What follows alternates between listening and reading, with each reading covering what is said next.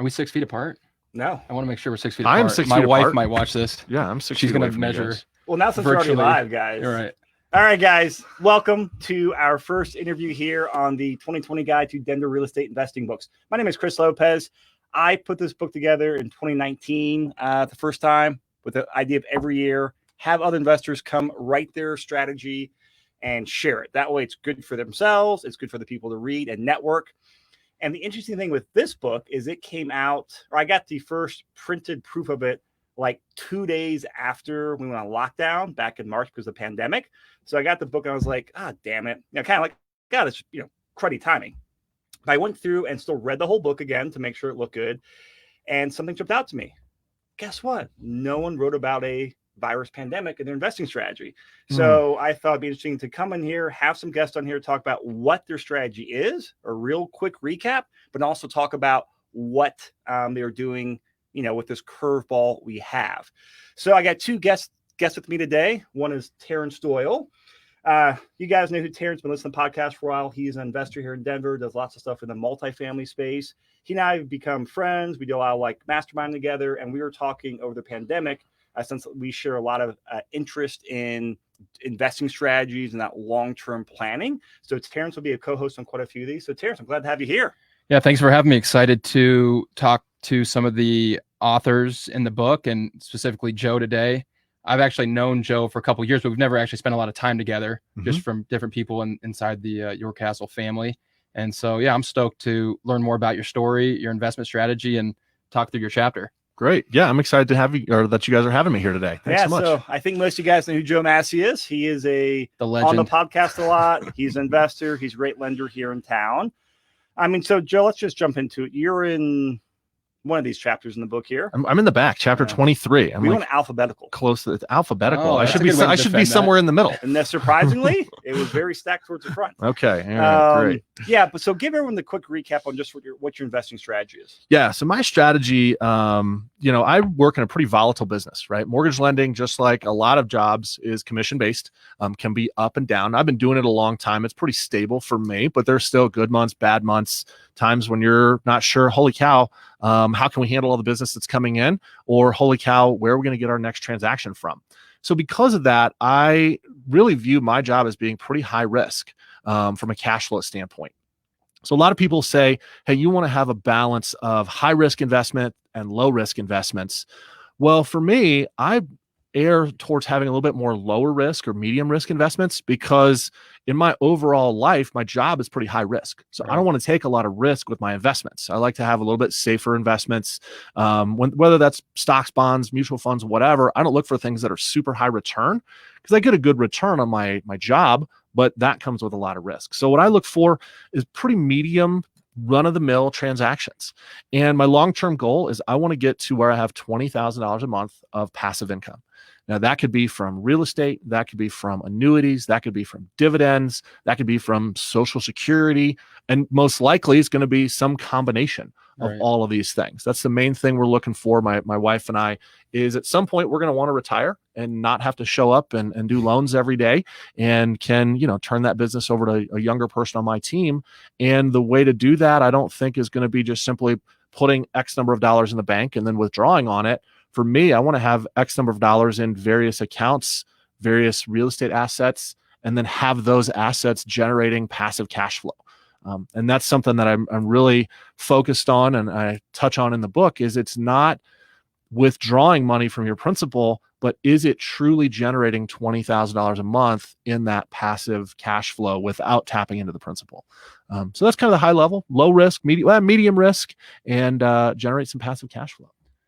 So I'm gonna let you jump into some questions here, Terrance, because I talk with you all the time. I talk with Joe all the time, and you guys wave to each other in the hallway every now and then. That's right. But you got some questions for Joe, so you take the lead, man. Yeah. So I just want to the first paragraph of your book, and the first sentence you said a couple key phrases, which was high risk and volatile in your industry.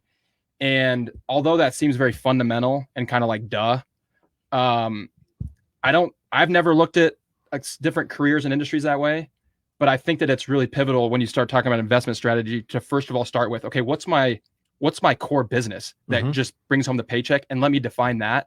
So walk me through the thought process of how you got to defining that. And then for listeners, like what would be the way that you would help them define what they're in? Because I think that's like the first thing that we should start with is define the industry you're in. Yeah. And is it high risk, low risk, medium risk? And then from there, get into an investment strategy. So I thought that was very, very compelling thought, and I really enjoyed it, but I wanted to see you unpack that a little bit for me. Yeah. So I've been in the mortgage industry since 2002.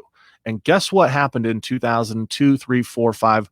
It was the greatest time in the mortgage industry ever at the time.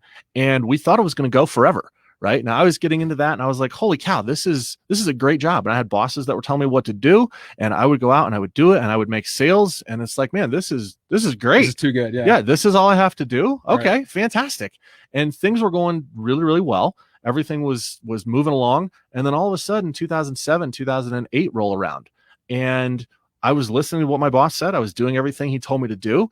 And transactions weren't closing. Right. Things weren't happening. Clients were no longer interested. Clients were getting foreclosed on. Clients were upside down. Adjustable rate mortgages were spiking. And so all these things, I was still doing everything I was supposed to do, but my business was going down. My commissions were going down. My income was going down. And that's when I realized, hey, I'm going to have to work through this. I'm going to have to figure it out. I'm going to have to out prospect my way out of it. But that's when I realized, okay, it's not always rainbows and unicorns in this industry.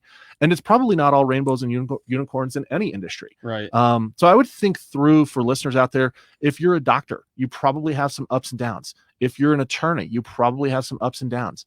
Maybe you're in a really stable job. And I guess maybe one thing I could think of is maybe you work for the government, for the state. Right. And you have a really defined role that's really low risk, and you work at the county recorder's office. Right. And there's always going to be a need for that. And there's probably never going to be layoffs. And that would be a really low risk job. But maybe you have a job where you own your own business, and you're responsible for prospecting. You're responsible for bringing in the business. You're responsible for fulfilling the orders. Maybe that's a high risk business. And are you somewhere in between? And how does that play out? If you're in a high risk business, should you be risking all of your assets, whether it's in stocks, bonds, whatever? And I think what helped me realize that is I saw guys that were doing great in the mortgage industry and had levered up and bought a bunch of real estate. And all of a sudden, they didn't have any way to make those monthly payments, and they started losing properties. Right. Unfortunately, that didn't happen to me. We never had any late payments. We handled all of our business, but there were some stressful days and nights for sure. Yeah. And so I think that's made me a little bit more risk averse, cautious, and kind of opened my eyes to, hey, you know what? Things are not always going to be great. They might be great right now, but they're not always going to be. Yeah, no, I think that's interesting because a lot of the people that I think I've seen the last 10 years in Denver, I started investing, I think in 2008. So we got lucky and started investing in the downturn, but it's almost like you got into 2011, 12, 13, 14, 15, everything's going up every year, 6 to 8, 10% year over year. And you're kind of like, man, you fall into this trap where it's like, I'm just never going to lose money, and it takes something like a pandemic, a downturn, a bust, some kind of recession to like open your eyes again and make you realize, hey, no, I need to be cautious. I need to be careful. I need to be disciplined. I think the key, that I always tell you got to stay disciplined, no matter how much money you see other people making, how successful people seem to be, during an upswing. So I thought that was really great. I just want to, I think, summarize what you just said, because I think there's a lot of truth there. Is if you're in a government position, so any government agency, entity, department, that would be considered low risk. Yeah. Where you're going to be up, in an upswing or like a major boom or a downturn, you're going to have a paycheck. Yep. So then, people in those positions, W-2, right? They probably have really good insurance. Yep. So they can count on that paycheck. Now, if they want to get into real estate, they should probably look at something medium to higher risk. Yeah. And not to say that they should be just like plain roulette in the market, but they could probably look at a little bit more risk, right? Maybe some development plays, maybe some, things like that maybe yield, I think in your chapter, you talked about, you look at 7% cap rates. So maybe someone with a government job is maybe looking at 8 to 12, right? Because they can take a little bit more risk because they have the stability. And then you have on the other side of the spectrum, your sole proprietors, your entrepreneurs, people like yourself, 100% commission. And those people need to be looking at medium to low risk. Yeah. And I think that's a great, I almost like need to put up a graph or something. That's like so basic, but I think that's really where people need to start is, first of all, have the self-awareness to say, hey, where do I put my primary income? What side of the spectrum does it fall on? Right. And then they figure that out. And then from there, they can go identify, okay, because my primary income is here, now I can go look at investments in this range. Right. And I think that was one of the things I really enjoyed about your chapters. You Nice. identified that early on. And I don't think I've never personally really thought about my own income like that. Yeah. And so me reading through your chapter, I thought that was really well thought out. You see it happen because, hey, you're in a high risk business and you're like, oh, I'm super comfortable with risk. I'm going to go do this development deal that's super risky. Right. Now, all of a sudden, you're way, way high risk and you don't have anything offsetting it. Yeah, right? you're like doubling down. You hit like a speed bump and you lose everything. Right. You don't want to do that. If you've already got high risk in one area, it needs to be balanced off with low risk. Absolutely. Yeah. Yeah. And what's nice about real estate is medium to low risk is still it's still a above market return. Right. Way better than a CD, way better than a money market. I mean, I think Warren Buffett's averaged like 8 or 9% compounded year over year. So if your real estate, you're talking about 7%. So if that's compounded year over year, you're going to be in 20 years in a really healthy spot. So I thought that was a great way to start. So after you identify, your primary income and then figure out the investment, kind of where you want to be on the spectrum, walk me through how you're allocating from stock, bonds, and real estate. Yeah. Just like high level, how are you looking at that? Yeah. So, I think anybody that tells you there's only one way to make money is probably selling you something. And so for me, I don't believe there's only one way to make money. I know people that invest only in bonds and they do great. I know people that invest only in stocks, they do great. I know people that only invest in real estate, they do great. For me, I want to have a little bit of everything. And so I'm not an expert in stocks and bonds. I do believe I'm an expert in real estate, but not in all real estate. There's certainly still some things I could learn. But I don't want to put all my eggs in one basket. The same, it just goes back to the risk. I don't want to have all my risk in one category. So I spread it out. My wife and I take a pretty measured approach that, again, it's commission based. So we don't say, hey, we're going to put $500 into savings and $300 into this. It's all based on percentage basis because my income goes up and down. Fortunately, my wife is super stable. Her job is very steady, but she works in the mortgage industry too. So she's got some risk associated, but so we look at it and we take, all right, X number of percentage. I think it's 10% goes towards savings, 10% goes towards 401k, 5% goes into stocks and bonds, into a managed account. And then, whatever remaining percentage goes over here to invest in real estate. And when that builds up to a point that we've got enough for a down payment, or, we're going to use our HELOC, we're going to take that money and go buy the next real estate property. And at no point do we let those categories bleed over from one to the other. We don't take money out of stocks and bonds to buy real estate. Right. Once that money's deposited, it's really there. Now we might allocate it differently, right? We've got money in stocks and bonds. And recently our investment guy called and he said, hey, I think the market's getting a little bit overvalued. We're going to move some money out of stocks into bonds. Great. That's the whole reason I pay that guy. The same way that I hire a real estate agent to make sure I'm getting a good deal. He's my professional who's going out and making sure we get a good deal on that allocation of money that's over there. So I think we've just thought through, look, we don't want to have everything all in one basket. And some people might look at it and say, well, hey, you've got life insurance. That's pretty low return. Yeah, it is. But you know what's really safe? It can't go down in value. Does it gain 20% a year? No, it gains like 4% a year, but it doesn't go down. And so that's sort of the base of the pyramid, right? And so we've got things laid out, I feel, in a really diverse fashion. And so if you look at the average, are we hitting 10%, 20% per year returns? No, we're probably somewhere in the 7 to 10%. But rule of 72, if you make 7% on your money, it doubles every 10 years. That's right. I'm fine with that. Yeah. So just to be clear, you're not in the get rich quick scheme. I am not. Okay. No, I think it takes about 20 to 40 years to get rich quick. Right. And, Right. we're somewhere in that like 18 to 20 year period right now. So, getting rich quick is difficult. So I mean, jump in before we move on. Do you have like an overall portfolio allocation go for like, hey, this percent in stocks, this percent in real estate, this percent in bonds? No, I don't. That's a fair question. And no, we do track it. And no. So, you'll see in my experience, generally recently real estate has been gaining faster, which means that we should probably be putting more money into stocks and bonds so that you keep that same allocation. Yeah. But no, we don't do that. We continue to just put the X number of percentage, from each check into those accounts.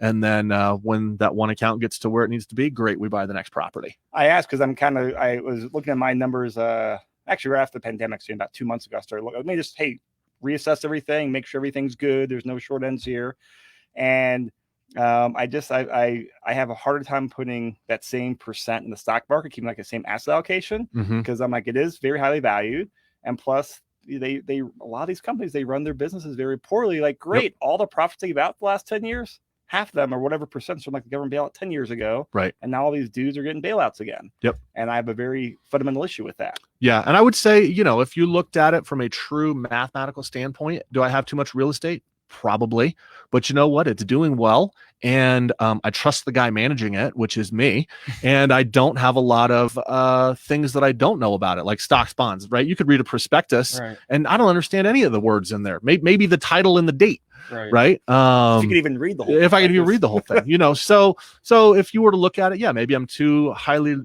invested in real estate, but not by a long shot. So no, I don't rebalance it, but I feel comfortable. It's hard, like you said, when you're not betting on yourself, because being an entrepreneur, obviously that's proven to be a good decision for you and your wife. And then that's the thing I struggle with is, why don't I just keep investing in myself, which is me as the operator, versus putting it in the stock market where I'm betting on some guy I don't even know, that I don't know where his, our agenda and our interests may not be fully aligned. Yeah. So I think that's interesting. At least have a small allocation, but like you said, you have a competitive advantage when it comes to real estate. You probably have a massive advantage over the market, understanding Denver, pricing, et cetera, because of all the deals that you see from your primary job.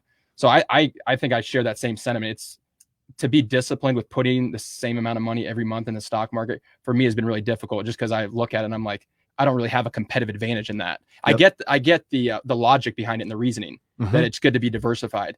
But then when I step back and like let my competitive juices take over, it's like, man, I just need to focus on what I know I can beat the next guy at, which is real estate. I want to touch on that because I think you're exactly right, because I don't have a competitive advantage in the stock market, but you know what I do have? A guy that has a competitive advantage. Right. So I actually hired a financial advisor who was referred over to me. I was a referral to him.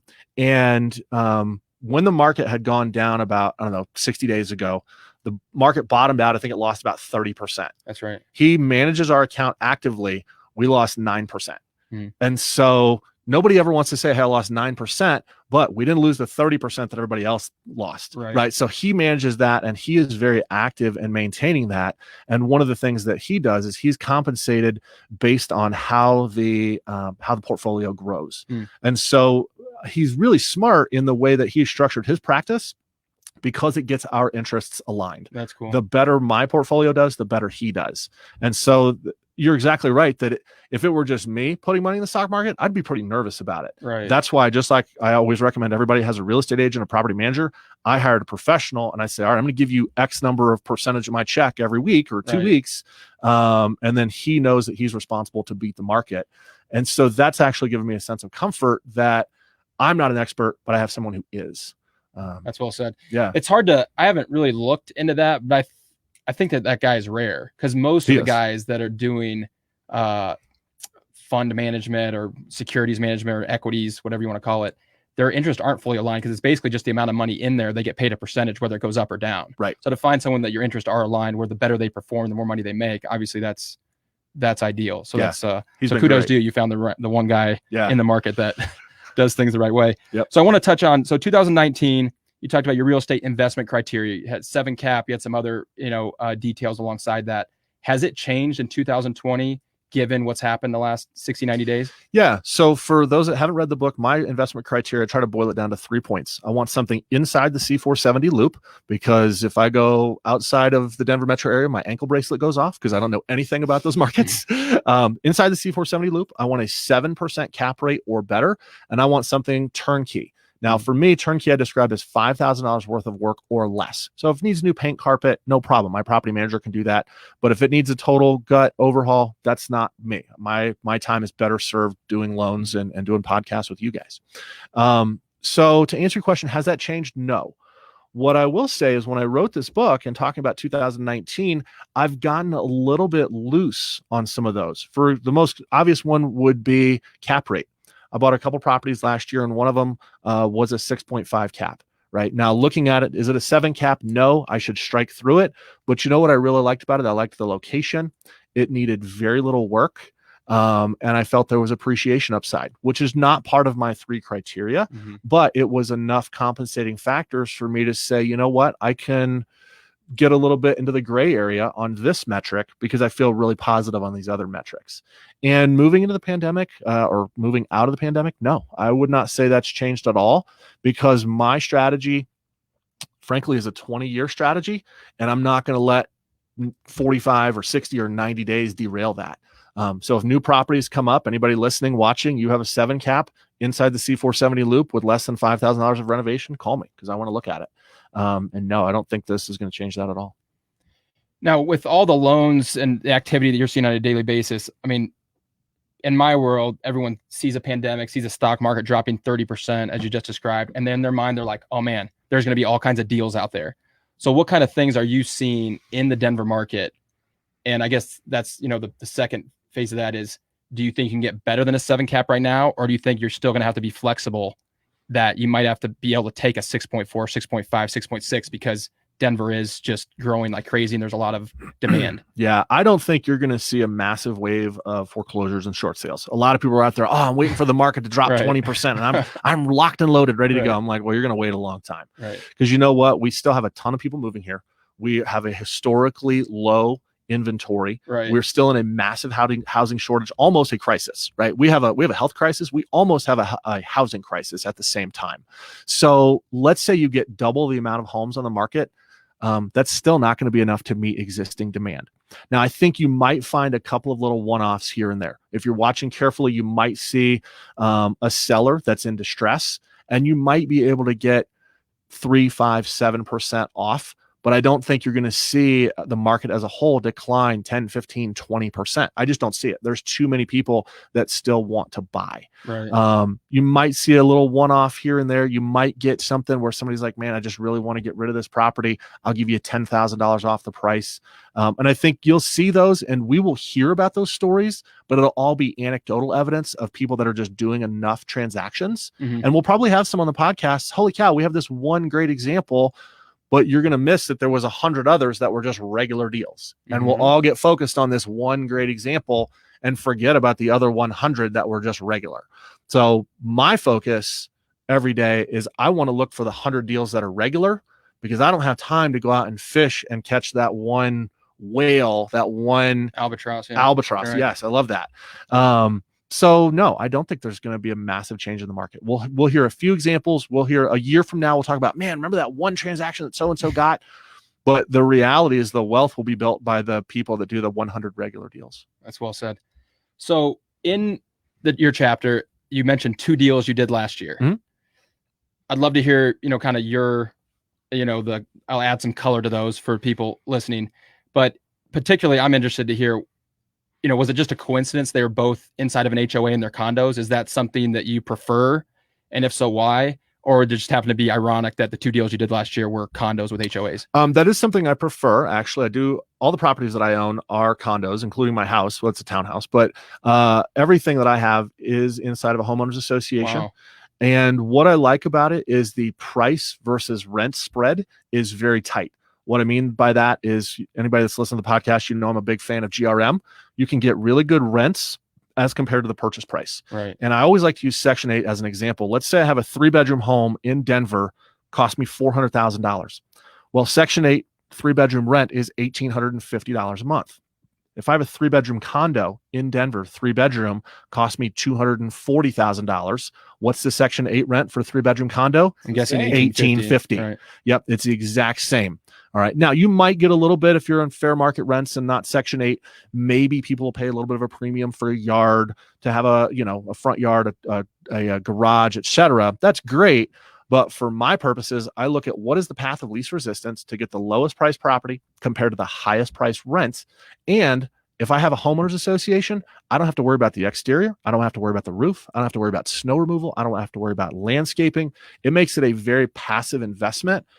Granted, I have a property manager, so they would be the ones to have to deal with all that, but it's even more passive for the property manager And guess what? I'm sure she's probably listening. I hope my property manager loves me because I put really, really easy to manage properties into her portfolio, Right. so that it's very simple for her. If I show up and say, hey, I've got XYZ property, do you want this? Yeah, I sure do, because she doesn't have to deal with some of the extra things. And so for us, all of our properties are condos in homeowners associations for those reasons.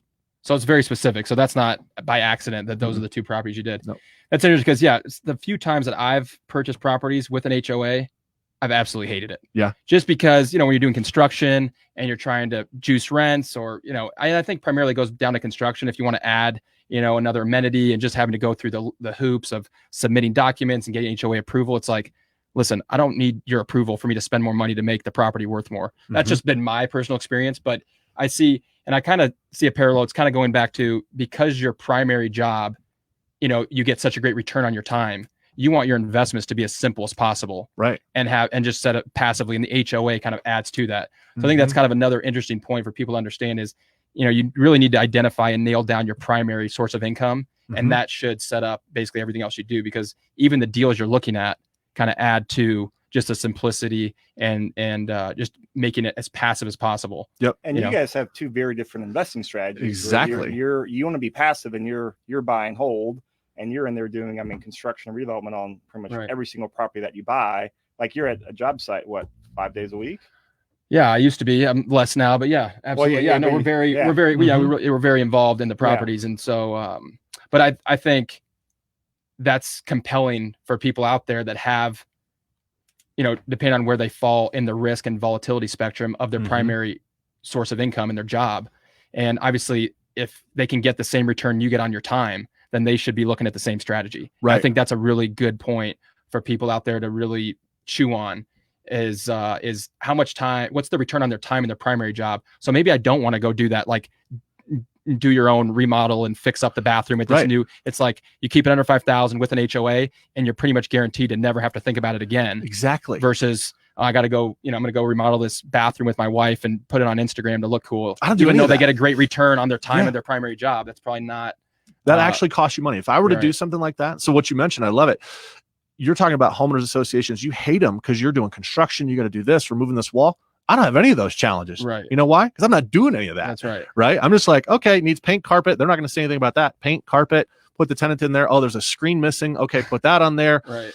Tune up the furnace. Good to go. And the property manager handles all that. Literally, once I close on the property, I invest maybe 15 minutes of time to drive to the property manager and hand them the keys. Right. And then that's it. Within 45 days, they've got it fixed up and I'm getting a check or a direct deposit. And that's what I look for. And one of the great things I love about this book, that's what works for me. Might not work for you. Maybe somebody out there is a contractor. They're like, well, hey, I have all these skills. I know how to renovate a property. Perfect. That's right. You should do that. I don't know how to change a light bulb. Right. So I focus on what I'm really good at, and my investing strategy then is parallel to that. Because could I get the Home Depot book and learn how to do that stuff? Probably. Is it a good return? No way. That's right. So I focus on what I'm good at and let other professionals that I've hired help me grow in the areas that they're good at.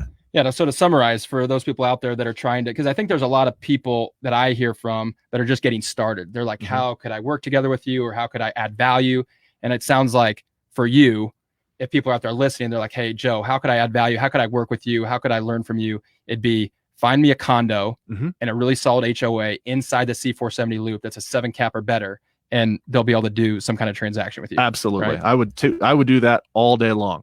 And two, I'm open to single families and duplexes. I just don't see they're generating a 7 cap right now. That's right. Right. So I would be open to that. But most of the ones that come across my desk are 4, 4.5, maybe a 5 cap. I'm like, I'll just wait for the next condo. Or they need more than $5,000. Right. Or they need, 10, 20, $30,000. $5,000. I mean, you could paint the entire house for more than $5,000. So. Yep, exactly. So they need a lot of work. So yeah, you're spot on. I'm open to those things. And what those metrics hit right now are condos inside C470. That's good. Yeah. So what, and I'm guessing we have to wrap up here. I could sit here all day. I think this is really interesting, but I'm guessing we all have other places we need to go. This is great to get back to our primary source of income. But what would be the punchline or the takeaway for people out there listening that are beginners? What would be your advice as we're pretty much halfway through 2020 now, which sounds crazy. Yeah. What can they do to put themselves in a position to be investing and making progress on their own real estate investing? Yeah. So I talk to people all the time, and I meet with people. They're like, man, I want to buy 10 properties because I want some passive cash flow. I say, fantastic. How many properties do you have right now? I don't have any right now, but I want to try and have 6 before the end of the year. Okay, that's great. I'm all for having goals. I'm all for having big goals. But you know what? You don't have to have 6 properties in 1 year. That's a full-time job in and of itself to buy that many properties. Let's just start with 1. Right. Just buy 1 property. You buy 1 property a year. Before you know it, you're going to have 2, 3, 5, 7 properties. That gives you time to get the property, save up for the down payment for the next one, put the tenant in there, save up the rents to put in for your down payment for the next one. So that's what I would encourage people. Don't try and get focused on, hey, I have to build this huge portfolio. You know what? Just buy 1 property a year. Just 1. Doesn't have to be crazy. Doesn't have to be the greatest deal in the world. Just 1 property. And that's what I focus on. I'm not looking to hit these grand slam deals that, oh my God, did you hear how he made $300,000 on that flip? Nope. You know what? You're never going to see any of my transactions on, HGTV. If I had my own HGTV show, it'd be the most boring thing ever. It's like, oh, you bought a property and let it sit there for 20 years, and now it generates this much money. Nobody would watch. But you know what? It makes a lot of money and it generates passive wealth. So buy 1 property, wait a while, and then buy another one. That's my advice. It's really good stuff. Chris, I'm sorry I hijacked this conversation. No, I was just really interested in Joe's story, but I've actually enjoyed feel free and it, fire away. Right? No, if you got more questions, go for it. We got like 8 minutes left. Oh, we do have 8 minutes? Yeah. Oh, man. So one of the other questions I did have, since he just gave me the green light, was you mentioned both of the properties you purchased cash. So walk me through, because I live in a leverage world where I'm trying to buy as many properties as I can, and they're larger multifamily acquisitions, right? So when I'm buying a $5 or $10 million apartment complex, I'm not bringing $10 million cash. First of all, that'd just be a bad use of cash, right? And $10 million laying around. Not a lot of people have that. Sure. But walk me through what is, why are you doing that versus using leverage, and you're a loan officer? Yeah, it just comes back again to keeping my monthly recurring expenses as low as possible, because things are great right now, but things aren't always going to be great. There's going to be a time when things are going to roll around that we're going to have 40,000 homes on the market, and things are going to sit for 90 days before we can sell them, and we're going to have higher vacancy. And I don't want to be saddled with, high debts that I've got to make really high monthly payments on these properties. And so what we do is we use our home equity line of credit. We pay cash for the properties. Then we work by making extra payments to pay that down. Once that gets down to a level that we can afford the next property, we draw on that home equity line of credit and buy the next one. So it's really, more than anything, it's just risk mitigation. Okay. So it's not, so you're taking a line of credit, paying cash for the property, and then the rent's going to pay down that line of credit. So you're saving a lot of money on interest. Correct. Can you walk people through that? Because I know it's kind of an advanced move. Yeah. We don't have a chart here to kind of show them how much less in interest they're paying. Yeah. But I've heard other people talk about it. Can you walk people through? Because I think that's a really brilliant move. Yeah. So home equity line of credit, for those of you that don't know, it's basically just a big credit card, right? It's a big credit card with foreclosure rights. If you don't make payments on it, they can foreclose on your house. But that's all it is, big credit card. And you draw out, let's say you're buying a $200,000 property. You draw out $200,000 and you go to the title company.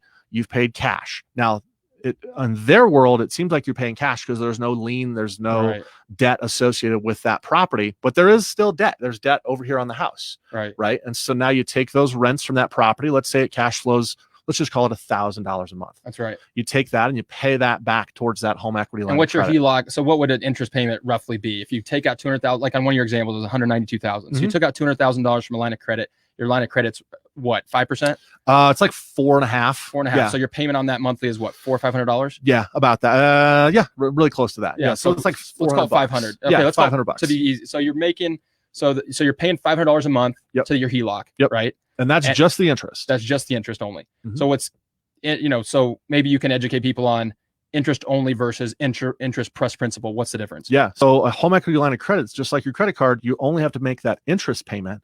So that $500, I've taken $200,000 out. You pay that $500 interest. The principal the next month is still $200,000. You have to be disciplined to make extra payments and pay that down.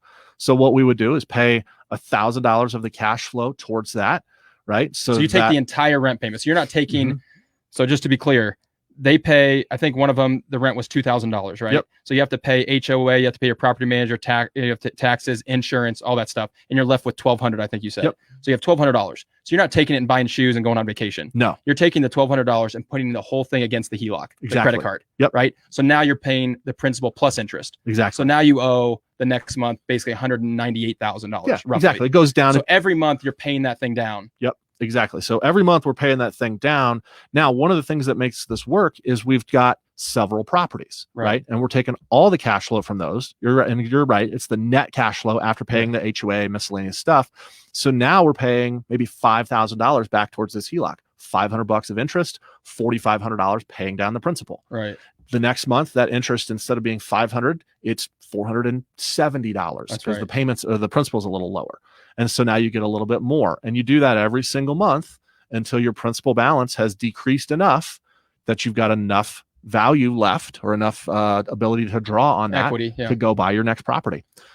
So you're aggressively paying down the HELOC or the credit card, right? So walk me through, because I've seen it on different charts, but basically if you just did that, you could basically pay off that property in a lot shorter time than if you did a regular 15 or 30 year mortgage. Can you talk? Yeah, absolutely. And it's just because you're making additional principal payments. Whereas if you have a mortgage, like what you get with me, that has a structured amortization, right? So you make every single payment, a portion goes towards principal, a portion goes towards interest, and you work down that amortization curve over 15 or 30 years. Right. That home equity line of credit, instead of going down on a curve, it basically has interest that's fixed. Right. And then once you make a payment, that interest takes a step down, right? Then once you make your next payment, that interest takes a step down until you get the principal all the way down to zero, and that interest is down to zero.